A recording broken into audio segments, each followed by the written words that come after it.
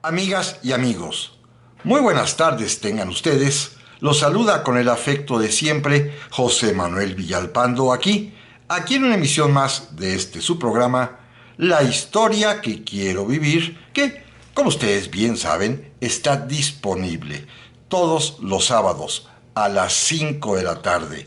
A partir de las 17 horas en punto, pueden ustedes encontrarlo en el canal de YouTube de José Manuel Villalpando, valga la redundancia. Canal que está disponible, eso sí, las 24 horas del día, los 7 días de la semana, los 365 días del año, para que ustedes cuando gusten, cuando quieran, cuando lo deseen, puedan visitarlo y encontrarán literalmente centenares de programas anteriores. Eso sí, el que corresponde a cada semana, a cada 8 días, aparece, se sube, está disponible los sábados a las 5 de la tarde. Les reitero como siempre que este canal, que este programa, que este esfuerzo no tiene ningún sentido utilitario, ni económico, ni está monetizado, que es simplemente por el gusto compartido entre ustedes y yo por la historia, particularmente la historia de México, como será el caso que trataremos en esta ocasión.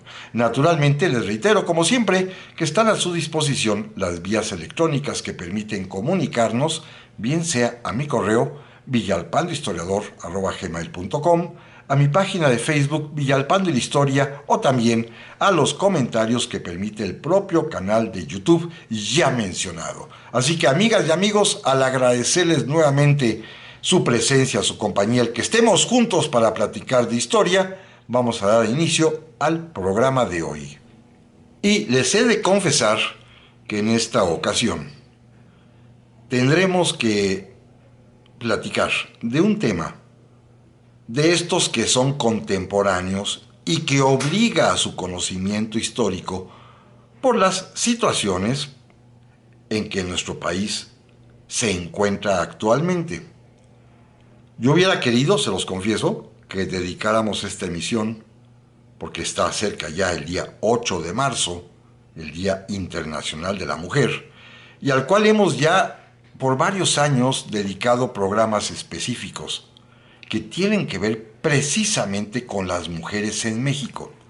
Me hubiera gustado mucho tocar ese tema, pero sin embargo, insisto, la historia a veces resulta ser de gran importancia cuando tiene un sentido de contemporaneidad, para poder entender el presente a la luz del pasado, o, como será en este caso, para poder aprender de experiencias vividas con anterioridad y que son traídas al recuerdo para un uso más racional de nuestras decisiones que nos permitan enfrentar lo que sucede actualmente y de alguna manera prevenir el futuro.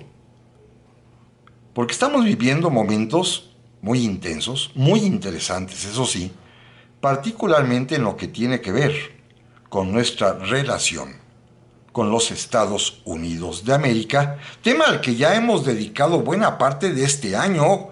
Ya estamos en marzo y sin embargo nos hemos ocupado de este asunto en varias emisiones. Y ahora no es para menos, porque, y este es el tema, seguramente están enteradas, que hace unos cuantos días la presidenta de la República, creo que con buen juicio, presentó una iniciativa de reforma constitucional para añadirle a nuestra ley suprema en su artículo 40 que el pueblo mexicano no admite ni acepta la injerencia de ningún otro país y que somos libres, independientes y soberanos, por supuesto, lo cual acarrearía consecuencias para todas aquellas personas que promovieran, auspiciaran, casi desearan una posible intervención extranjera, especialmente referida, porque ahí está la dedicatoria muy clara, a los Estados Unidos de América, que todos sabemos que últimamente, ya con la presidencia del actual titular de su poder ejecutivo, Donald Trump, pues nos hemos visto inmersos en un juego de declaraciones y de hasta amenazas de una posible intervención militar. Ya platicamos hace algunas semanas las ocasiones en las cuales, con un mutuo acuerdo entre ambos gobiernos, el mexicano y el norteamericano, se ha permitido la presencia de tropas extranjeras, particularmente estadounidenses, en nuestro territorio. Y ahora quisiera proponerles una experiencia histórica distinta de lo que hizo un gran presidente, Benito Juárez, cuando tuvo que enfrentar la intervención francesa y el imperio de Maximiliano. No voy a referirme en esta ocasión a la cuestión militar, ni a la cuestión cultural, ni sociológica, ni mucho menos a la heroicidad de nuestro pueblo que resistió aquella amenaza que se convirtió en realidad y que finalmente culminará en 5 años difíciles, desde 1862 hasta 1867, con la derrota final del imperio, de la intervención francesa y el triunfo de las armas republicanas mexicanas. No voy a referirme a esos hechos, sino más bien al marco jurídico legal que don Benito planteó para poder hacer frente a esta amenaza que era inminente y fue real, ¿eh? Don Benito era un abogado, era un político, y conjuntando ambas profesiones que él tenía, en las cuales era un maestro absoluto, dio por resultado que consiguió crear un ambiente jurídico legal, un marco jurídico legal constitucional que le permitió, fíjense bien lo que voy a decir, no hacer frente a la intervención y al imperio, pero sí tener los elementos para poder después castigar a quienes habían formado parte, a quienes habían auspiciado, a quienes habían pedido, a quienes habían servido, a quienes habían pues sido parte del esfuerzo conservador de la intervención francesa y del Segundo Imperio Mexicano. Don Benito previó con la suficiente antelación las leyes, los decretos que le permitieron hacer frente de diversas maneras esta gran amenaza, que finalmente se verán recompensados cuando se pudo derrotar a Maximiliano. Esto es lo que quiero que platiquemos el día de hoy, para que vean ustedes el talante, literalmente, de gran estadista que tenía Benito Juárez, que supo, por medio de decretos, legislar para tener los elementos suficientes para en su momento castigar a quienes habían promovido la intervención francesa, a quienes le habían servido a Maximiliano, y con ello pues garantizar lo mismo que se está buscando hoy en día con esta reforma constitucional, que el efecto es el mismo, ¿eh? Si hay algunas personas que deseen la intervención y la promuevan y la consigan, la ley va a ser inaplicable hasta el momento en que México nuevamente esté en toda su capacidad como país soberano, y entonces serán seguramente castigados. Pero esto lo sabe perfectamente bien el gobierno mexicano de la actualidad, como lo entendió a cabalidad en su momento el gobierno mexicano del presidente Benito Juárez. Miren, el contexto histórico es muy sencillo. Desde que el presidente Juárez anunció la suspensión de pagos de la deuda, desde que el presidente Juárez y su gabinete se enteraron de que esto reaccionó a este decreto de manera muy molesta, Napoleón III, el emperador de los franceses, quien organizó que tanto Francia como Inglaterra y España vinieran a México a exigir el pago. Cuando se supo finalmente que el trasfondo del asunto era la idea interventora francesa de que querían aquí constituir una forma de gobierno que le fuera afín a Francia a través de un imperio, poniendo al frente de él a un príncipe austriaco que será Maximiliano. cuando ya se supo que los franceses se negaban a negociar. Y aún antes, y esto es lo más importante, antes de la batalla del 5 de mayo, cuando apenas los invasores están poniendo pie en Veracruz, cuando no se ha disparado ningún tiro, el presidente Juárez se movió rapidísimo y pudo crear una respuesta legal, constitucional, a todo esto, que no sirvió para impedirlo, insisto en ello, sirvió para tener, con antelación suficiente, de manera previa, las leyes necesarias para en su momento, cuando llegara el triunfo que en ese momento parecía muy lejano, poder castigar a quienes habían formado parte de la intervención del imperio, ya sea promoviéndolo, ya sea sirviéndolo, de cualquier manera. Esto es lo que quiero que revisemos. Primero, algo muy importante. Una vez enterado el presidente Juárez de las amenazas de intervenir de Francia, España e Inglaterra, al final de cuentas será únicamente Francia, porque España e Inglaterra se retiran, el presidente Juárez, como celoso cumplidor de una ley que es la Constitución de 1857, le pidió al Congreso de la Unión lo dotara de facultades extraordinarias y de que suspendiera garantías individuales. Estábamos frente a una emergencia nacional que para hacerle frente se requería unidad de mando,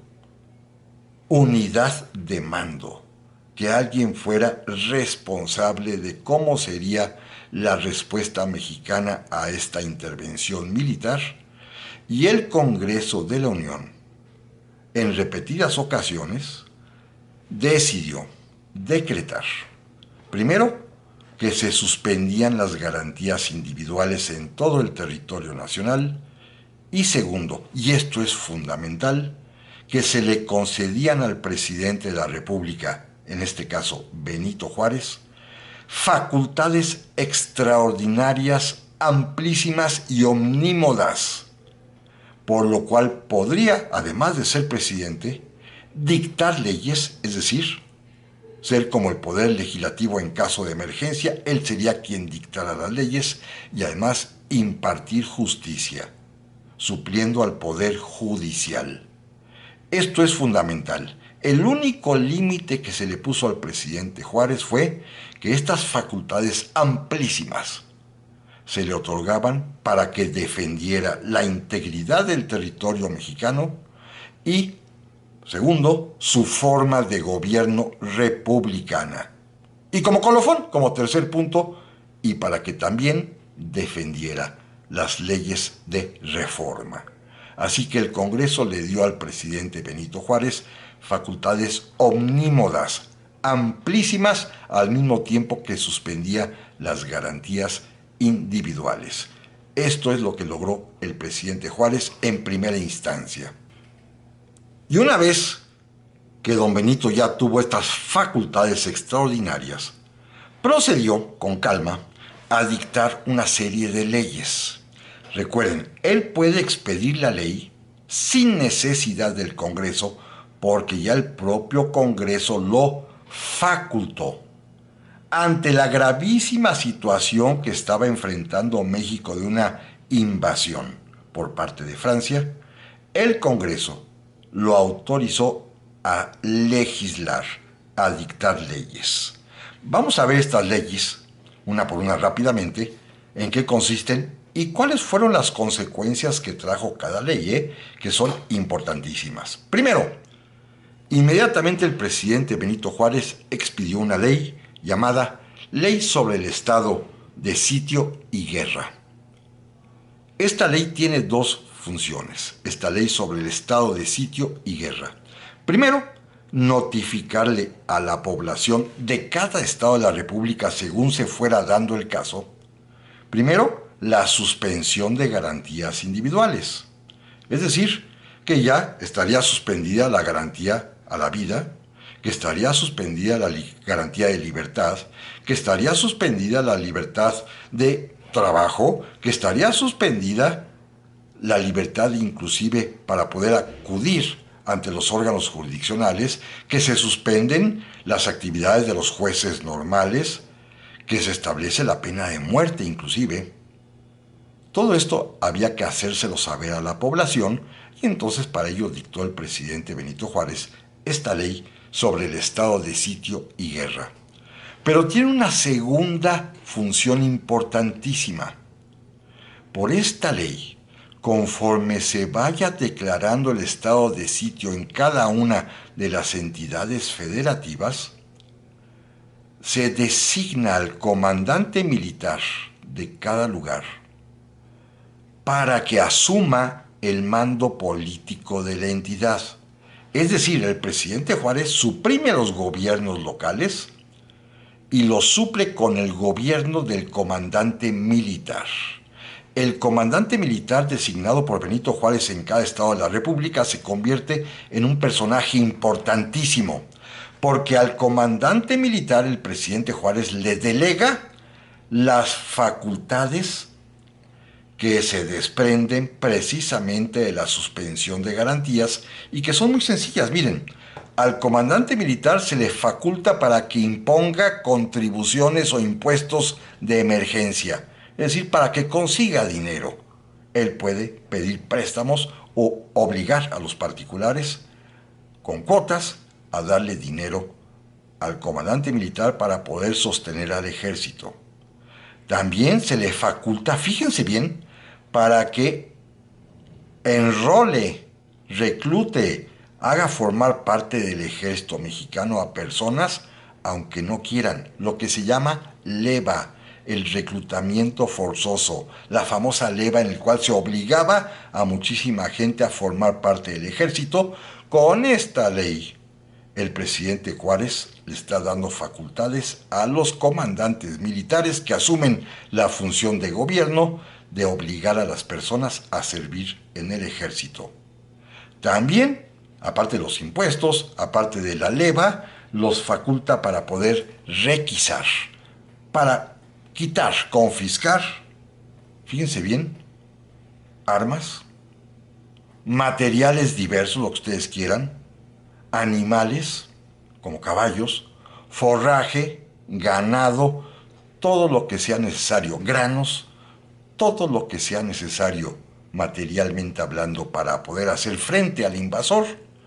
Los comandantes militares están facultados para hacerlo, hacerse de esto, por supuesto, confiscándolo, requisándolo como se llama legalmente, a los particulares. Veamos un ejemplo de cómo funciona esto. El Ejército de Oriente, a cargo del general Ignacio Zaragoza, que como todos sabemos es el gran héroe vencedor de la batalla del 5 de mayo en Puebla, es el primero que aplica esta ley porque él es al mismo tiempo comandante militar de Puebla. Y él requisa animales, forraje, granos, y él autoriza la leva, es decir, el reclutamiento forzoso de hombres.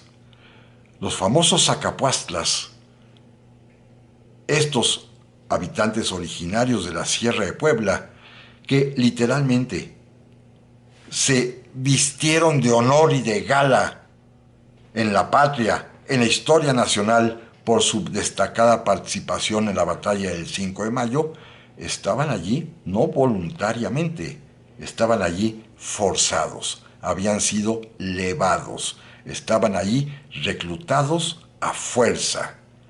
Esto lo aplicó el general Ignacio Zaragoza en esa doble función de comandante militar y al mismo tiempo gobernador, según lo establecía la ley de estado de sitio y de guerra dictada por el presidente Benito Juárez. Para que vean qué importante se vuelve la función militar cuando asume además también una función política civil. Y esto lo previó el presidente Juárez para poder concentrar, para poder tener en pocas manos el control del país. Después, estas funciones importantísimas, que las tuvo en su momento y el primero que las ejerce es, repito, Ignacio Zaragoza, comandante del Ejército de Oriente, el presidente Juárez se las va a delegar ya en expreso más adelante, cuando ya la situación se aclare, a los comandantes de los diversos ejércitos que componían el cuerpo militar de la República, que como sabemos son 5 ejércitos. El Ejército de Occidente, a mando del general Ramón Corona, a quien le otorgó el mando en los estados de Sonora, de Sinaloa, de Nayarit, de Colima, del estado también, por supuesto, de Guerrero, de Guanajuato y de toda la zona colindante en el occidente de México. Otro más, el general Mariano Escobedo, comandante del Ejército del Norte, que tendrá el mando sobre Tamaulipas, Coahuila, Chihuahua, Nuevo León, San Luis Potosí. Otro más, el comandante del Ejército del Centro, el general Nicolás Regules, que mandará sobre Michoacán, Guanajuato y Querétaro.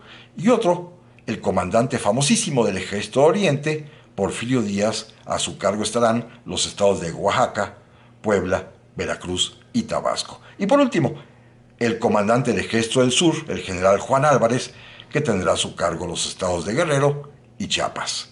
Todo esto lo organiza don Benito Juárez, y a estas 5 personas es a las que les delega estas facultades extraordinarias, porque al mismo tiempo de ser comandantes políticos son los comandantes militares, son los jefes políticos de todas las entidades que ellos controlan y están autorizados, insisto, para imponer contribuciones o impuestos, para hacer leva y para también requisar todo tipo de materiales y animales. Al final, cuando ya lleguen los años de la victoria, se va a acabar la leva, ya no va a ser necesario tener soldados a fuerzas, porque fíjense bien lo que hicieron, tanto Mariano Escobedo como Porfirio Díaz, como Ramón Corona, los tres, conforme iban derrotando a los conservadores imperialistas, a los soldados de origen mexicano que servían a las filas del imperio, los perdonaban, pero los refundían en el ejército liberal.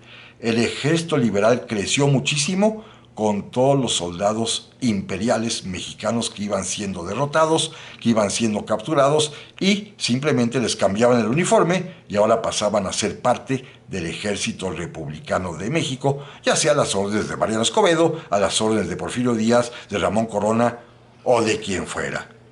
Esto era la manera de aplicar esta ley. Una ley pues importantísima, en la cual se suprime las elecciones locales, se suprimen los gobiernos locales, y todo esto se le confía al comandante militar.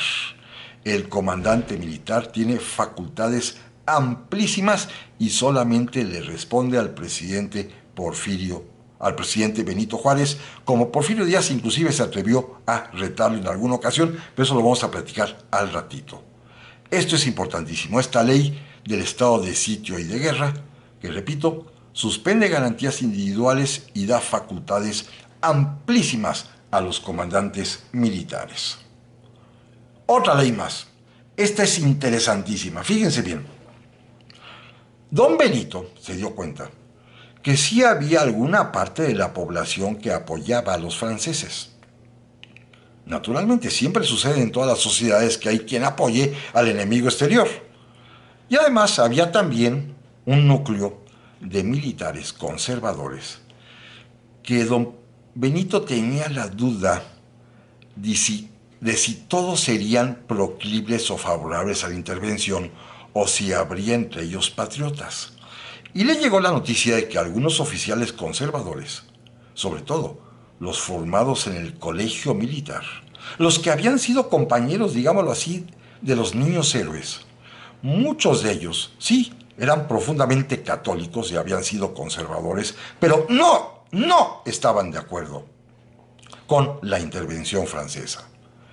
Entonces, don Benito Juárez dictó una ley de amnistía para dar el perdón a todos aquellos militares que hubiesen servido en el ejército conservador durante la Guerra de Reforma, que se habían levantado en armas inclusive en contra del gobierno liberal de Benito Juárez, que habían combatido contra ellos, les daba el perdón, les daba la amnistía para que pudieran unirse al ejército de la República y combatir a la intervención francesa, exceptuándose a 3 personas, a los 3 militares conservadores que habían sido presidentes de la República en esos años aciagos de 1858 a 1860.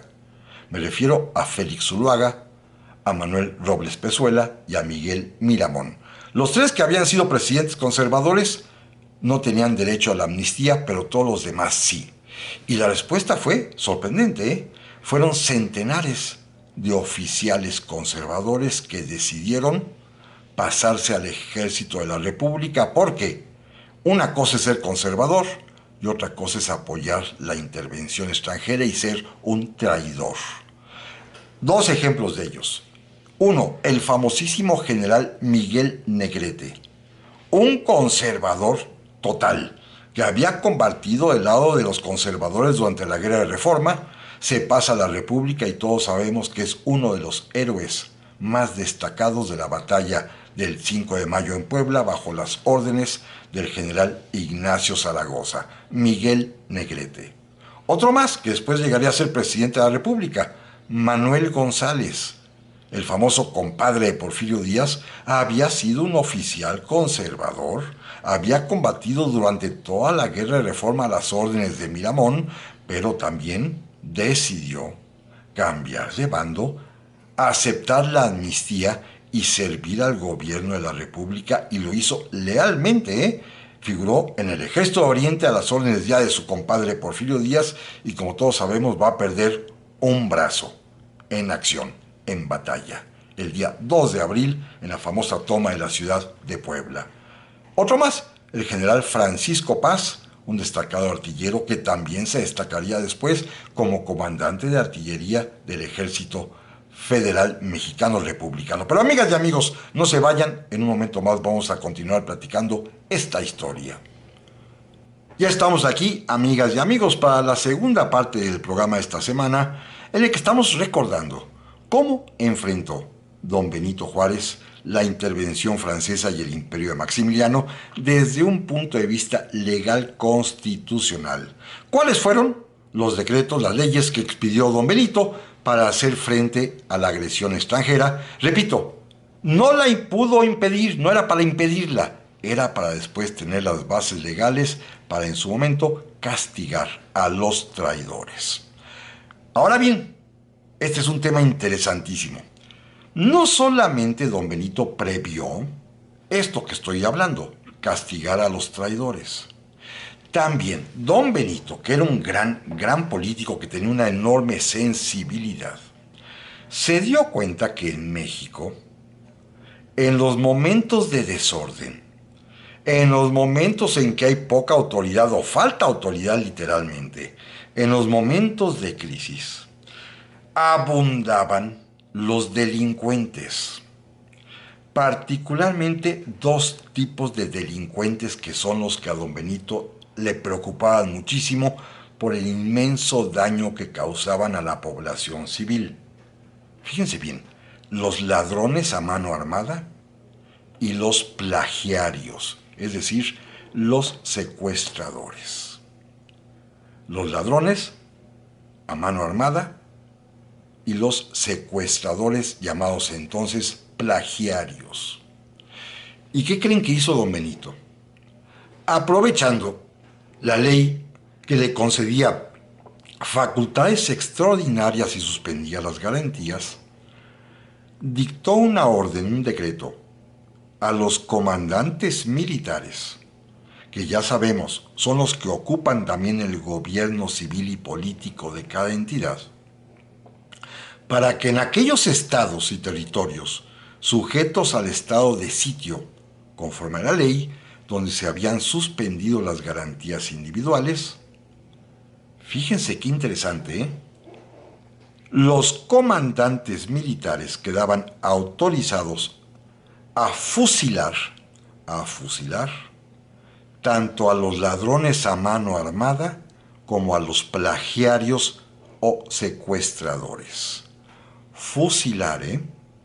Bastaba la identificación de la persona según la propia ley, el que hubiese testigos que pudiesen decir que esa persona había sido la que asaltó un pueblo o una diligencia o asaltó una tienda o que fue la secuestradora, la autora del secuestro, para que inmediatamente los comandantes militares pudieran fusilar a estos delincuentes. Es decir, don Benito no se tocaba el corazón, ¿eh? Con este tipo de personas que causaban trastornos, daños, dolor a la ciudadanía mexicana, don Benito Juárez decidió fusilarlos. Dictó pues un decreto facultando a los comandantes militares para cumplir con esta terrible disposición, pero indispensable para mantener la paz, la tranquilidad pública y sobre todo para que la gente sencilla, común y corriente, que es la que padecía los abusos de los ladrones y de los secuestradores, pudiera estar tranquila porque sabía que su gobierno la protegía. Y amigos y amigas, una sorpresa. El primero que decidió aplicar esta ley que lo facultaba para fusilar a ladrones y a plagiarios, ¿saben quién fue? Pues precisamente el general Ignacio Zaragoza, comandante del Ejército Oriente, pero que no se tentó el corazón para que en la zona de su jurisdicción, que es todo Puebla, cada vez que un ladrón fue capturado, cada vez que un secuestrador fue puesto preso, don Ignacio Zaragoza, el héroe de Puebla, ordenó fuera fusilado. Así que aplicó la ley el general Zaragoza con todo rigor. Vamos a otra ley también sumamente importante. Miren, el día 25 de enero de 1862, don Benito, en uso de esas facultades extraordinarias que ya comentamos tenía por autorización del Congreso, dictó quizás la ley más famosa de este tiempo, que es importantísima y que de alguna manera corresponde al espíritu de la reforma constitucional que se ha presentado ante el Congreso por parte del gobierno, por la presidenta de nuestra República, en estos días. Es la ley para castigar los delitos contra la nación, el orden, la paz pública y las garantías individuales. Es una ley terrible, ¿eh? Terrible. Comienza describiendo una serie de conductas llamadas delitos y termina, primero, condenando a pena de muerte a todos aquellos que los cometan y segundo, el juicio a estos delincuentes se hará por medio de tribunales militares. Se formarán tribunales de justicia militar, tribunales del fuero de guerra, para conocer los juicios contra estos delincuentes, simplemente para seguir un protocolo y después aplicarles la pena de muerte. Miren, estos son los delitos. Primero, los delitos contra la independencia y la seguridad de la nación, que miren ustedes, son los siguientes.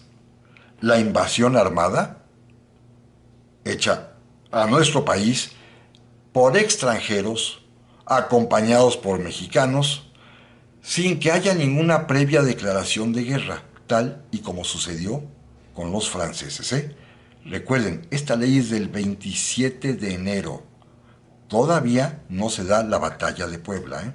27 de enero de 1862 y ya el presidente Juárez está castigando con pena de muerte a quienes nos invadan del extranjero sin declaración de guerra, porque quiere decir que son piratas y Francia nunca nos declaró la guerra, ¿eh? O bien a los mexicanos que apoyen a esta intervención, como varios fueron los conservadores que se unieron también al ejército francés, como todos sabemos. Algunos sí se amnistiaron, como ya platicábamos hace un momento, como Miguel Negrete, pero otros no. Otros decidieron permanecer al lado de los franceses, como el hijo de Morelos, Juan Nepomuceno Almonte. También son traidores a la patria y merecen pena de muerte los mexicanos que voluntariamente sirvan en las tropas extranjeras. los mexicanos que voluntariamente se unan a las tropas extranjeras. Son también traidores a la patria y merecerían pena de muerte los mexicanos o extranjeros que radican en nuestro país y que inviten a otras naciones a invadirnos. También son traidores a la patria y merecen pena de muerte los cómplices de cualquier manera en preparar o ayudar o favorecer a la intervención francesa. Este es un tipo penal muy amplio, ¿eh? Todo aquel que ayudara, preparara o que apoyara o que favoreciera la invasión francesa es traidor a la patria, lo cual incluye, por supuesto, inclusive hasta los que escriben libros y artículos periodísticos, ¿eh? Hoy diríamos hasta los que publiquen este tipo de invitaciones en redes sociales. Sería el equivalente al día de hoy. También, ya en otro tipo de delitos, fíjense bien, son delitos en contra de la paz pública y en contra del orden, por ejemplo, la rebelión contra las instituciones, ya sea queriendo reformarlas o proclamar un nuevo tipo de gobierno, como sucedió en México. Se rebelaron contra la Constitución del 57 que establecía la forma republicana y trajeron un imperio estableciendo una forma contraria a lo que marca la Constitución. La rebelión contra las autoridades constituidas también merece pena de muerte. Fíjense, amigos, esto: atentar contra la vida del supremo jefe de la nación o contra sus ministros, o atentar en contra de los representantes del pueblo en su local en el Congreso. Pero también la desobediencia a cualquier autoridad legítimamente instalada, o los alborotos, azonadas públicas, motines, con el objeto de socavar el poder del gobierno. Y naturalmente, esto tendría también una aplicación hoy en día con las salvedades de la tecnología, el distribuir y fijar en cualquier paraje público comunicaciones que alienten a la intervención extranjera y al gobierno usurpador. Por supuesto, formar parte del gobierno usurpador también es un delito de traición a la patria. Por último, nuevamente don Benito estaba tan preocupado por el tema de la seguridad pública que igualmente decretó en esta misma ley que el plagio y los ladrones a mano armada son sujetos también de pena de muerte. Esta es una ley terrible. Los castigos son siempre ser pasados por las armas, ser fusilados. Esta ley va a tener una aplicación difícil. Nuevamente, iniciará otra vez en el propio mes de abril de 1862, una vez que fue expedida, cuando el general Ignacio Zaragoza capturó a un expresidente conservador que estaba sirviendo de enlace de los franceses, el general Manuel Robles Pezuela, que ya dijimos hace un momento, él estaba eximido, estaba fuera de la ley de amnistía. El general Zaragoza lo capturó, el otro reconoció que sí era conservador y que quería el imperio y la intervención francesa, y el general Zaragoza lo fusiló allá en San Andrés Chalchicomula, hoy Ciudad Cerdán. Así que el general Zaragoza, como hemos visto en este programa, no se tentaba el corazón tampoco, ¿eh? Más adelante, por supuesto, mientras fueron los años en que el presidente Juárez tuvo que huir de la Ciudad de México y refugiarse hasta Paso del Norte, hoy Ciudad Juárez, mientras los ejércitos republicanos pues sufrían derrota tras derrota, la ley no se pudo aplicar. Pero cuando comienzan las victorias, comienzan a aplicarse los castigos. Un par de ejemplos. El general Porfirio Díaz, en su primera gran victoria en Miahuatlán, todos los prisioneros que eran extranjeros, franceses sobre todo, y oficiales mexicanos fueron fusilados aplicando esta ley. Perdonó únicamente a los soldados rasos, y los incorporó a su ejército. Pero el general Porfirio Díaz en Miahuatlán fusiló a todos los soldados extranjeros franceses, austriacos y a los oficiales mexicanos que servían al imperio, los fusiló. Lo mismo hizo don Porfirio después en la ciudad de Oaxaca. También cuando capturó Oaxaca, fusiló a las autoridades, fusiló a los soldados extranjeros y fusiló a los oficiales mexicanos. Desde otro punto de vista, en el Ejército del Norte, el general Mariano Escobedo, igualmente en su primera gran batalla en la que triunfa en San Jacinto, allá en Aguascalientes, fusiló a 107 soldados franceses que estaban ya en calidad de piratas, no estaban en guerra, nunca los habían declarado la guerra, y fusiló también a una treintena de oficiales mexicanos, entre ellos al hermano del general Miguel Miramón. Igualmente, en Puebla, don Porfirio fusiló a las autoridades y a los oficiales, pero se contuvo. Y ahí es donde don Porfirio comienza un poco a rebelarse en contra de don Benito Juárez. Y después, en la Ciudad de México, don Porfirio únicamente va a fusilar a dos exmilitares conservadores, al general Santiago Vidaurri y al general Tomás Oran, por traidores, pero ya no volverá a fusilar a nadie más porque entendió la conveniencia política de la clemencia, como después lo entenderá el propio don Benito.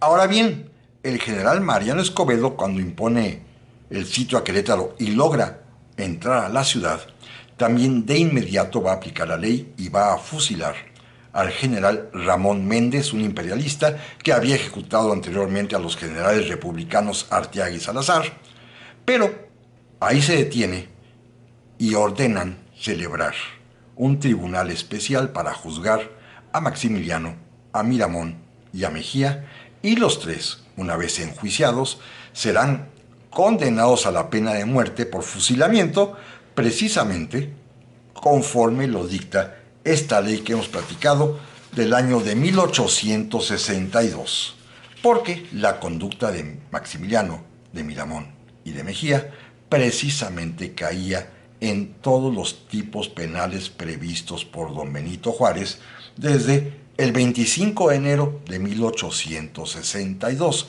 Esto es importantísimo, la anticipación.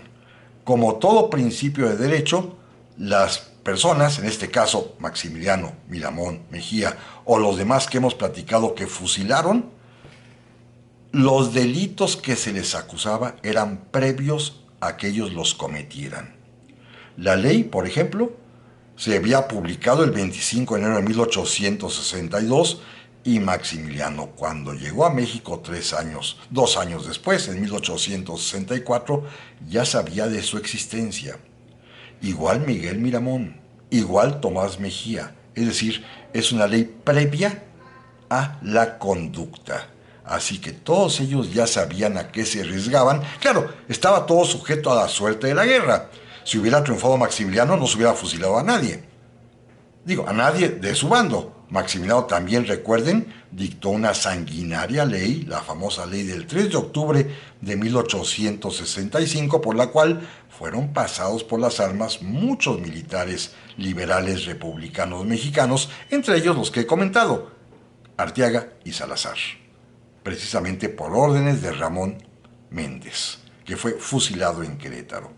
Pero entonces don Benito cayó en la cuenta, porque ya había tenido el primer disgusto con Porfirio Díaz, que lo desobedeció, que desobedeció la ley, y que en Puebla únicamente había fusilado a uno que otro personaje prominente y había perdonado a todos los demás. Y en la Ciudad de México también únicamente fusiló a estos dos generales Vidaurri y Oran, y nuevamente perdonó a todos los demás. Don Benito se dio cuenta de que la oportunidad también era la de la clemencia. Decidió que se juzgara y se le aplicara la pena de muerte a Maximiliano, a Miramón y a Mejía, pero una vez que ellos fueron ejecutados en el Cerro de las Campanas, ordenó por otro decreto el conmutar las penas. Todos los demás prisioneros, tanto extranjeros, que había muchos, franceses y austríacos que se habían quedado, como miles de mexicanos oficiales y de personal civil que había servido a Maximiliano, en lugar de ser ejecutados, en lugar de ser fusilados, les fueron conmutada esta pena la pena de muerte por penas de prisión que variaron, según el grado de importancia: a los generales 8 años, a los coroneles 6 años, a los capitanes 5 años, a los tenientes 2 años y también a los ministros 8 años, en fin, cada quien según su graduación tendría penas de cárcel, que 2 años después fueron finalmente eliminadas y todo mundo quedó libre. Don Porfirio le había puesto el ejemplo a Benito Juárez, y Benito Juárez, que era un político muy inteligente, se dio cuenta de la ventaja de la humanidad. Ya había vencido, ya habían fusilado a Maximiliano, a Miramón y a Mejía y otros más, ya no necesitaba más sangre, pero tenía los argumentos para fusilar y se mostró clemente conmutándoles la pena de muerte. Eso sí, fue para seguir el ejemplo y contrarrestar a Porfirio Díaz, que con eso comenzó a ganar adeptos, y ya sabemos que después serán rivales y buscará Porfirio Díaz derribar al propio Juárez en la presidencia. Pero en principio, don Benito no se dejó y decidió también él ser clemente y humanitario. Pero hubo otras leyes, otras leyes interesantes que vale la pena comentar. Una de ellas, decíamos en el bloque anterior, en el segmento primero, que don Benito facultó a los comandantes militares también a imponer impuestos o contribuciones especiales. Esto falló, Esto no sirvió de mucho, porque por más que pidieran dinero, sobre todo en los primeros años de guerra, pues los mexicanos, que se veían agraviados por esta petición inusitada de impuestos, de contribuciones, pues no pagaban y no pasaba nada porque llegaban los franceses.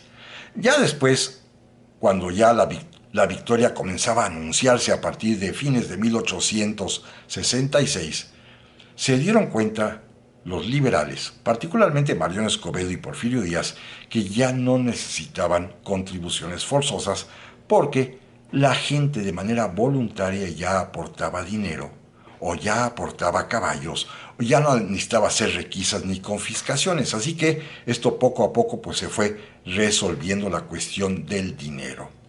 Y por último, otra ley muy, muy importante.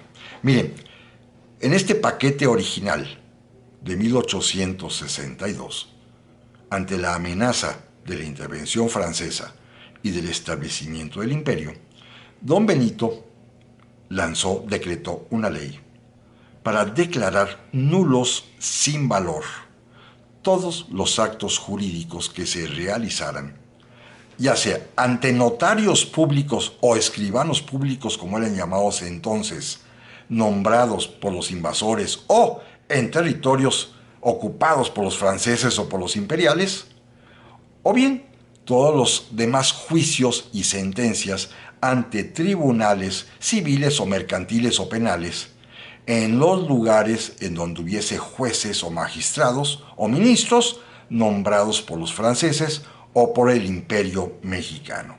Es decir, era una medida directa para anular todo tipo de operación jurídica. Por ejemplo, si uno compraba una casa, pues hay que hacer una escritura pública, y si esta escritura se daba ante un notario o un escribano designado por el imperio, según esta ley, era nulo ese acto. Igualmente, si uno iba ante un juzgado a demandar que le pagaran lo que le debía el vecino, si este juez había sido designado por los invasores franceses o por Maximiliano, también hubiera sido declarado nulo. Bueno, terminada la intervención en agosto de 1867, ya fusilado Maximiliano, don Benito Juárez también, con gran tino político, y al darse cuenta, porque lo comprendía, que mucha parte de la población mexicana había sufrido la intervención, había tenido que tolerar la intervención francesa y al imperio, que no todo el mundo puede irse de ahí y levantarse en armas para oponerse a los franceses, que la vida tuvo que continuar entre muchas familias mexicanas de todo tipo, don Benito decidió revalidar todos los actos jurídicos que se hubiesen realizado ante un notario público designado por el emperador o ante un juez igualmente designado por el imperio.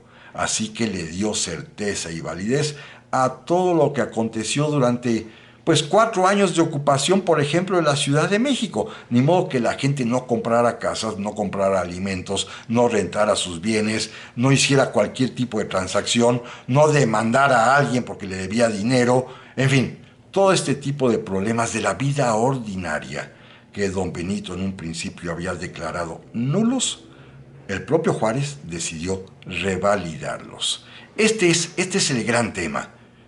Esta fue la respuesta jurídica constitucional legal de Benito Juárez ante la intervención extranjera. Sí, necesitaba contar con leyes que le dieran el marco suficiente para que él pudiera actuar en diversos sentidos. Déjenme recapitular. Uno de ellos es fundamental. Contar con un decreto de autorización del Congreso que le otorgaba al presidente de la República facultades amplísimas para legislar, ya vimos que dictó varias leyes, y para juzgar, ya vimos que se establece por su orden los tribunales militares para castigar, bien sea delincuentes, bien sea a los traidores a la patria.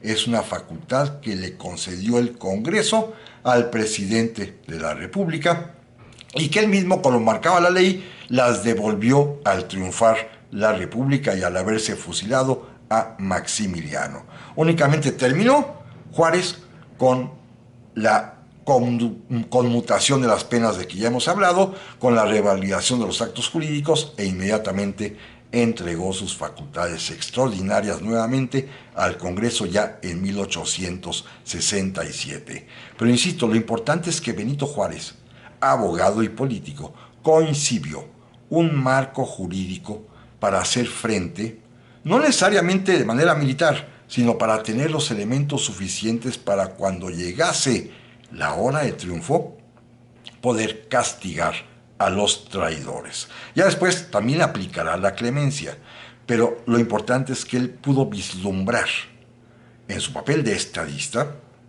que necesitaba un marco legal previo y desarrollar una serie de medidas antes de que comenzaran los enfrentamientos. Repito, todo esto lo va a dictar, lo va a expedir antes de la batalla del 5 de mayo.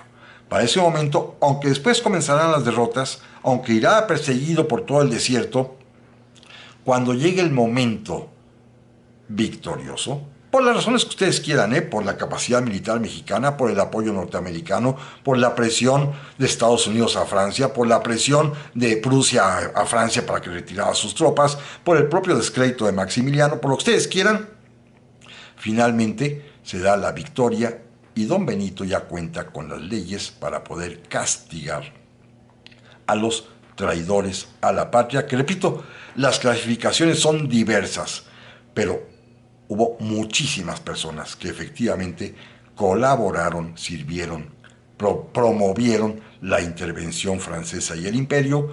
De ellas fueron ejecutadas las más prominentes y finalmente a los demás el propio Benito Juárez les conmutó la pena y después ya los perdonó a todos. Esto es una lección de historia importantísima porque, repito, la historia tiene este sentido de contemporaneidad.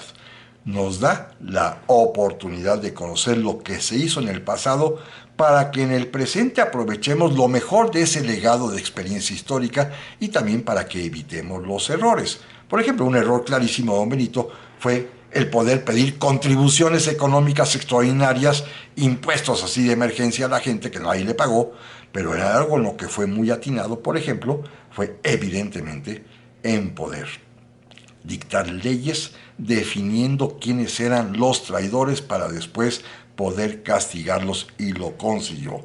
En fin, amigas y amigos, esta es la experiencia de historia de México y por supuesto, naturalmente, se trata pues de que la conozcamos para que estemos atentos a nuestro presente y a nuestro porvenir. Muchísimas gracias por su atención y primero Dios, aquí nos vemos la próxima semana.